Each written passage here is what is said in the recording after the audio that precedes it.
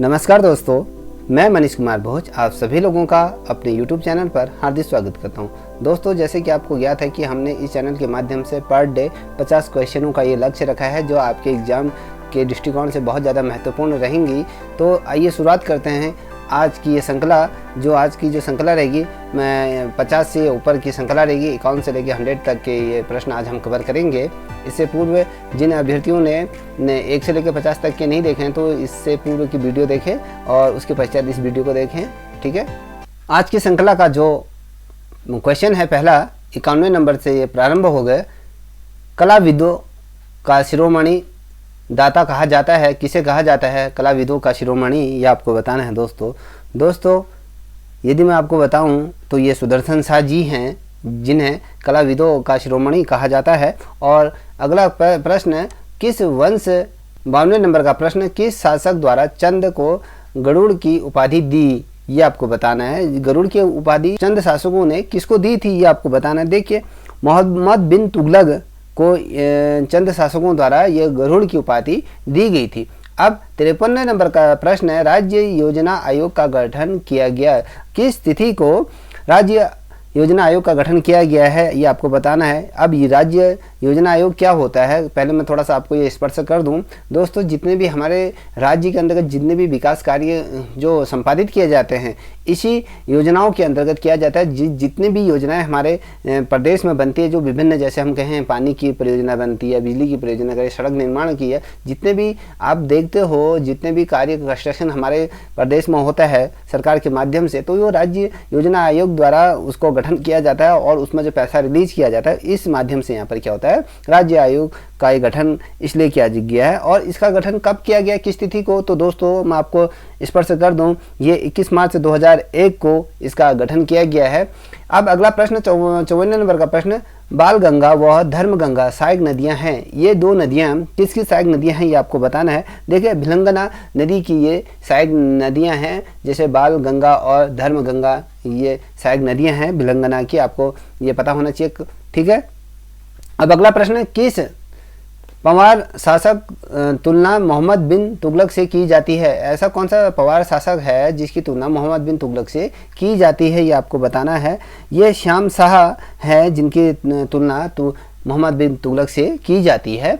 जो अगला प्रश्न है 56 नंबर का, राज्य में लगानबंदी का आरंभ कब हुआ, किस तिथि से इस लगानबंदी का प्रारंभ किया गया था, ये आपको बताना। उत्तराखंड में ये 1933 में इसको प्रारंभ किया गया था। और 97 नंबर का प्रश्न कह रहा है, उत्तराखंड फिल्म विकास परिषद का गठन किस वर्ष हुआ था, ये आपको बताना है। जो कि ये फिल्म विकास ये होता है जो हमारे जो प्रदेश में जो फिल्म इत्यादि जो का निर्माण होता है, जो हमारी राज्य का प्रतिनिधित्व करती है, तो उसे उत्तराखंड फिल्म विकास परिषद का यहाँ पर गठन किया गया। ये किस वर्ष किया गया था, तो दोस्तों अगर मैं बताऊं आपको, ये 2016 में इसका गठन किया गया था। और 58 नंबर का प्रश्न कह रहा है कि उत्तराखंड में पंचायती राज एक्ट लागू हुआ, किस तिथि को पंचायती राज एक्ट संपूर्ण प्रदेश में ये उत्तराखंड में ये लागू हुआ था, ये भी 2016 को ही हुआ था, ठीक है। गणिका नाटक ग्रंथ रचना है, ये किसके द्वारा ये रचा गया है, आपको ये बताना है। देखिए, मौला राम जी द्वारा इसको ये रचा गया है इस ग्रंथ को, ठीक है।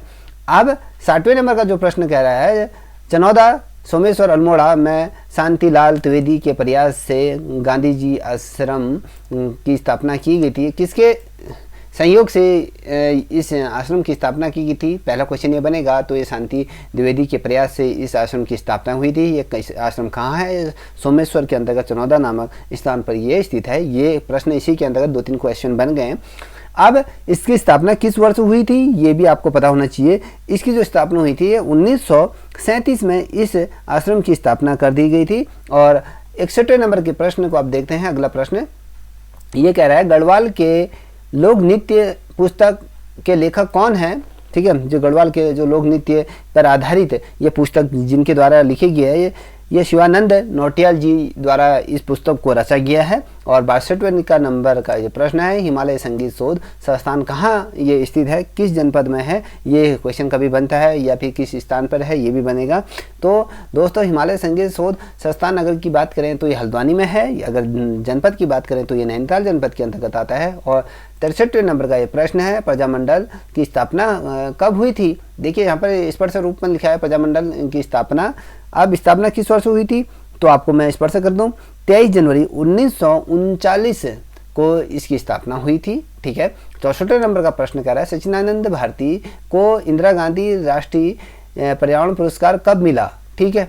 अब इन्हें जो पर्यावरण के क्षेत्र में इंदिरा गांधी राष्ट्रीय पर्यावरण पुरस्कार इनको किस तिथि को ये प्राप्त हुआ था, किस वर्ष ये इनको प्राप्त हुआ था, दोस्तों 2015 में इन्हें ये प्राप्त हुआ था। और 65 नंबर का जो प्रश्न है लक्ष्मी वन बुग्याल है, ये कहाँ स्थित है, किस जनपद के अंतर्गत है, तो ये चमोली जनपद के अंतर्गत ये आता है। और सर्वाधिक अगर बुग्यालों की बात करें तो दोस्तों ये सर्वाधिक ये चमोली जनपद के अंतर्गत ही स्थित है। अब अगला प्रश्न है आपका 66 नंबर का प्रश्न, पद्मश्री सम्मानित डॉक्टर अनिल प्रकाश ने हेयर स्टो संस्थान की स्थापना की किस वर्ष से ये की गई थी, ये आपको बताना है। ये की गई थी आपका 1979 में इसकी स्थापना की गई थी। ठीक है। 68वें नंबर का प्रश्न, बुलाक आभूषण पहना जाता है, ये कहाँ पर ये आभूषण पहना जाता है, ये आपको बताया गया है। दोस्तों अगर इसकी मैं बात करूँ तो ये नाक में धारण किया जाता है। ठीक है। अब 68 नंबर का प्रश्न, अजय पाल ने सरोला सभा स्थापना की, किसके माध्यम से इसकी स्थापना हुई, कभी क्वेश्चन पूछा जाएगा तो अजय पाल के द्वारा हुई थी। सरोला की स्थापना किस वर्ष हुई थी, ये 1904 में इसकी स्थापना की गई थी। और अगला प्रश्न है हिमालय नक्षत्र वैधशाला देवप्रयाग स्थापना, ये देवप्रयाग में जो ये हिमालय नक्षत्र वैधशाला की स्थापना की गई थी देवप्रयाग के अंतर्गत, तो ये किस वर्ष इसकी स्थापना की गई थी, ये क्वेश्चन ये बोल रहा है। ये 1946 को हिमालय नक्षत्र वैधशाला की स्थापना की गई थी। झांवर आभूषण पहना जाता है, 70 नंबर का प्रश्न है, कहाँ पर ये आभूषण पहना जाता है। देखिए जो झांवर की यदि मैं बात करूं तो ये आपके पैर में धारण किया जाता है ये आभूषण। ठीक है। अब अगला प्रश्न 71वें नंबर का प्रश्न, उत्तराखंड में किस शासन को स्वर्ण युग के रूप में जाना जाता है। जो उत्तराखंड में जितने भी लोगों ने यहाँ पर शासन किया था उसके अंतर्गत किस शासक के शासनकाल को स्वर्ण युग की ये संज्ञा दी गई है, ये अगर बात करूँ तो दोस्तों ये कतुरी राजवंश के स्वर्ण युग की संज्ञा दी गई है कतुरी वंश को। ठीक है। अब 72वें नंबर का प्रश्न, उत्तराखंड राज्य प्रतीक चिन्ह पुस्तक है, किसके द्वारा ये लिखी गई है, ये आपको बताना। जो हमारा उत्तराखंड का राज्य का जो प्रतीक चिन्ह है इस पर आधारित जो पुस्तक किनके द्वारा ये लिखा गया है ये आपको स्पर्श करना है। ये जगमोहन सिंह रावत द्वारा इस पुस्तक का विमोचन किया गया है या कहीं इनके द्वारा ये रचा गया है, इनके ये लेखक हैं। और 73वें नंबर का प्रश्न, गढ़वाल क्षेत्र में कौन सा गीत वेदना और प्रेम का प्रतीक है, ये आपको बताना है। देखिए झूमेलो ये क्या है, वेदना और प्रेम का ये प्रतीक है झूमेलो, ये गाना भी है। ठीक है। अब 74वें नंबर का प्रश्न है, राज्य में शालिनी शाह का संबंध है, ये किस चीज़ से इसका संबंध है। देखिए जो शालिनी जी का जो संबंध है वो फिल्म निर्देशक फिल्म डायरेक्टर के रूप में ये कार्य करती हैं और फिल्म निर्देशिका के रूप में हैं। ठीक है। इनका संबंध है। 75वें नंबर का प्रश्न, कसमदिनी मंदिर है, ये कहाँ पर ये स्थित है, इस मंदिर को ये आपको बताना है। देखिए ये जो जनपद की है, अगर ये पौड़ी जनपद के अंतर्गत ये मंदिर स्थित है। अब 76वें नंबर का प्रश्न ये कह रहा है कि गढ़वाल यूनियन की स्थापना किस वर्ष हुई थी, ये आपको बताना है। देखिए 1901 में गढ़वाल यूनियन की स्थापना हुई थी। जौनसार क्षेत्र आधुनिक कवि हैं, ये किसे माना जाता है जौनसार के आधुनिक कवि के रूप में, तो ये रतन सिंह जौनसारी को जौनसार का आधुनिक कवि कहा जाता है। ठीक है दोस्तों।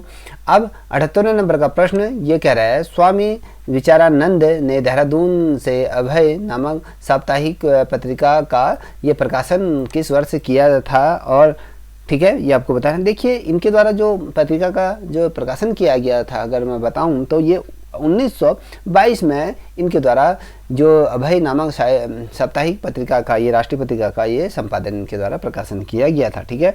अब अगला प्रश्न मैं बात करूं तो उत्तराखंड प्रथम महिला सैन्य अधिकारी, उत्तराखंड की वो कौन सी महिला है जिन्हें सेना में प्रथम महिला अधिकारी का होने का गौरव ये प्राप्त हुआ है। ये भावना गुरानी हैं जिन्हें उत्तराखंड की प्रथम सैन्य महिला का ये दर्जा प्राप्त है। ठीक है दोस्तों। अब बात करते हैं 80 नंबर का प्रश्न, आदित्य नारायण पुरोहित का संबंध है, इनका किस चीज़ से इनका संबंध है ये आपको बताना है।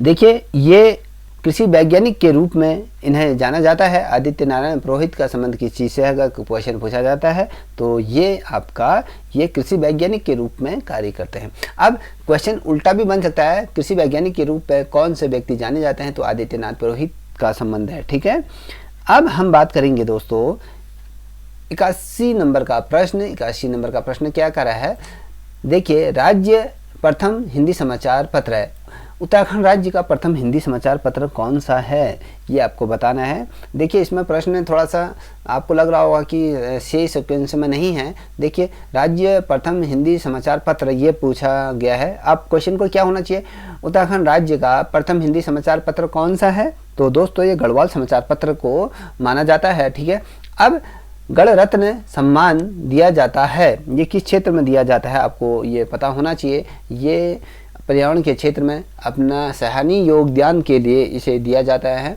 ठीक है, अब आसान संरक्षण आरक्षित स्थापना है, ये जो आसान संरक्षण है ये किन के लिए किया जाता है, ये पहले तो ये क्वेश्चन बनता है। देखिए दोस्तों, जो हमारे जीव जंतुओं की विभिन्न प्रजातियां हैं और जो विलुप्ति के कगार पर पहुंच चुकी हैं, उनको इस वन आरक्षण क्षेत्र में ये आसान का संरक्षण यहाँ पर दिया जाता है। यहाँ पर इनकी देखभाल, इनका जो ब्रीडिंग सिस्टम है इनको बनाया जाता है, तो यहाँ पर पशु पक्षी जितने भी हैं इनको यहाँ पर संरक्षण प्राप्त होता है। ठीक है, अब 2005 में इसकी स्थापना की गई थी। ठीक है, अब बात करते हैं 84 नंबर का प्रश्न, राज्य में डूबा हुआ शिवलिंग है। अब राज्य में कौन सा डूबा शिवलिंग है ये बताना है। शिवलिंग की बात करूं तो ये गंगोत्री के मध्य में स्थित है, जो पूर्ण रूप से ये पानी से डूबा हुआ है। ठीक है, अब क्वेश्चन पूछा जाएगा, क्या बोलते हैं, गंगोत्री के अंतर्गत कौन सा डूबा हुआ डैश डैश डैश डैश कभी आ जाता है, तो वो शिवलिंग है। ठीक है, अब मांत गुफा है, किस स्थान पर है ये आपको बताना है। देखिए दोस्तों, इस गुफा का यदि मैं बात करूँ तो ये उत्तरकाशी जनपद के अंतर्गत है। अब 86वें नंबर का ये प्रश्न आपके समक्ष, देखिए ये कह रहा है ब्यास सम्मान पाने वाले उत्तराखंड के प्रथम उत्तराखंडी कौन हैं, ये आपको पता होना चाहिए। ये रमेश चंद्र हैं, जिन्हें उत्तराखंड का ब्यास सम्मान पुरस्कार प्राप्त करने वाले उत्तराखंड के पहले व्यक्ति बने। अब 87 नंबर का ये प्रश्न है, मध्यकालीन उत्तराखंड में तितला क्या था, ये आपको बताना है। देखिए एक प्रकार का ये रोटी थी, ये ठीक है, पहले मध्यकाल के अंतर्गत ये जो तितला है ये रोटी एक प्रकार की रोटी होती है। और जो अगला प्रश्न है 88 नंबर का प्रश्न, पहाड़ी चित्रकला पुस्तक है, किसके द्वारा पहाड़ी चित्रकला पुस्तक ये रचा गया है, तो ये किशोरीलाल वैद्य जी द्वारा इस पुस्तक का आवरण किया गया है। और कंठक मेला कहाँ आयोजित होता है, कि जनपद के अंतर्गत होता है, तो ये उत्तरकाशी के अंतर्गत होता है। चंदोली आभूषण पहना जाता है, ये कहाँ पर पहना जाता है, तो दोस्तों ये आपके गले में ये धारण किया जाता है। और पुलिया आभूषण 91 नंबर का प्रश्न, पुलिया आभूषण कहाँ पर ये धारण किया जाता है, तो दोस्तों ये पैर पर धारण किया जाता है। और 92 नंबर का जो प्रश्न है ये कह रहा है कि उत्तराखंड विधानसभा प्रथम सत्र कब से प्रारंभ हुआ। उत्तराखंड में पहली दफे विधानसभा कब सत्र किस वर्ष ये प्रारंभ हुआ और किस तिथि को ये प्रारंभ हुआ, तो दोस्तों 9 जनवरी 2001 को उत्तराखंड का विधानसभा का ये पहला सत्र ये प्रारंभ हुआ। और 93 नंबर का जो प्रश्न है वो कह रहा है नेताजी सुभाष चंद्र बोस ने अपना निजी सहायक किसे बनाया था, ये बहुत दफे क्वेश्चन पूछा गया है, तो ये बुद्धि सिंह रावत जी को ये अपना इन्होंने सहायक नियुक्त किया था। और 94 नंबर का जो प्रश्न है उसके अंदर ये क्वेश्चन भी बहुत अच्छा है, कई दफे ये भी पूछा गया, नशा नहीं रोजगार दो नारा उत्तराखंड संघर्ष वाहिनी ने कब दिया, कि उत्तराखंड में अब जो ये नशे की जो खेप दिन पर दिन बढ़ती हुई जा रही है, ये ना देते हुए आप युवाओं को रोजगार दो, ये नारा बुलंद किया था। 1984 में ये नारा बुलंद किया गया था वो संपूर्ण उत्तराखंड में। अब 95 नंबर का जो प्रश्न है आप लोगों के समक्ष इस प्रकार है, देहरादून वन संग्रहालय स्थापना किस वर्ष हुई थी, ये 1914 को वन संग्रहालय की स्थापना की गई थी। 96 नंबर का प्रश्न है, रूबिस इटलस किस का वनस्पति नाम है, ये आपको बताना है। दोस्तों इसका जो वनस्पति नाम है तो ये हिसालू का ये क्या है, ये नाम है। ठीक है, ये कह रहा है पुष्पहार एवं लाल हवेली नामा पुस्तक कहानी ये किसके द्वारा लिखी गई है, प्रसिद्ध कहानीकार कौन है ये आपको बताना है। देखिए गौरा पंथ द्वारा जो पुष्पाहार एवं लाल हवेली नामक प्रसिद्ध कहानी का संग्रह इनके द्वारा इसको रचा गया है। ये इनके द्वारा ये जो लेखक के रूप में इन्होंने ये कार्य किया, और ये बेहतरीन पुस्तक जो हवेली नामक जो पुस्तक है ये बहुत अच्छी पुस्तक है, कभी समय लगेगा तो आप लोग पढ़िएगा। 98 नंबर का प्रश्न, राज्य में चंद्र सिंह राही किस क्षेत्र से संबंधित हैं, ये आपको बताना है। ये संगीत के क्षेत्र से इनका संबंध है। अब अगला प्रश्न है 99 नंबर का प्रश्न, माई इम्प्रेशन ऑफ अमेरिका पुस्तक है, ये किसके द्वारा ये लिखी गई है। ये कमले कुमिंदी शाह द्वारा इसको लिखा गया है। इस श्रृंखला का अंतिम प्रश्न 100 नंबर का, ये 100वें नंबर का प्रश्न, द काउच वियर्स विट्रिन्स पुस्तक के रचयिता कौन है, ये पुस्तक किनके द्वारा लिखी गई है। तो दोस्तों ये जो पुस्तक लिखी गई है डॉक्टर रमेश पोखरियाल द्वारा इसको लिखा गया है। ठीक है, ये हमारे प्रदेश के मुख्यमंत्री भी रहे हैं, और कहें ये केंद्र में शिक्षा मंत्री के पद पर भी ये कार्य कर चुके हैं। ये डॉक्टर रमेश पोखरियाल के द्वारा इस पुस्तक का विमोचन किया गया है। दोस्तों ये जो श्रृंखला रही आपके कारण से ये 50-100 नंबर के क्वेश्चन आप लोगों के समक्ष लेके आए, ये आपके परीक्षा के दृष्टिकोण से बहुत ही अत्यंत महत्वपूर्ण है। यदि दोस्तों आपको वीडियो पसंद आए तो प्लीज़ इस चैनल को लाइक शेयर सब्सक्राइब अवश्य करें, साथ ही अपने दोस्तों को साझा करें। तब तक के लिए इतना ही। जय हिंद, जय भारत, जय उत्तराखंड।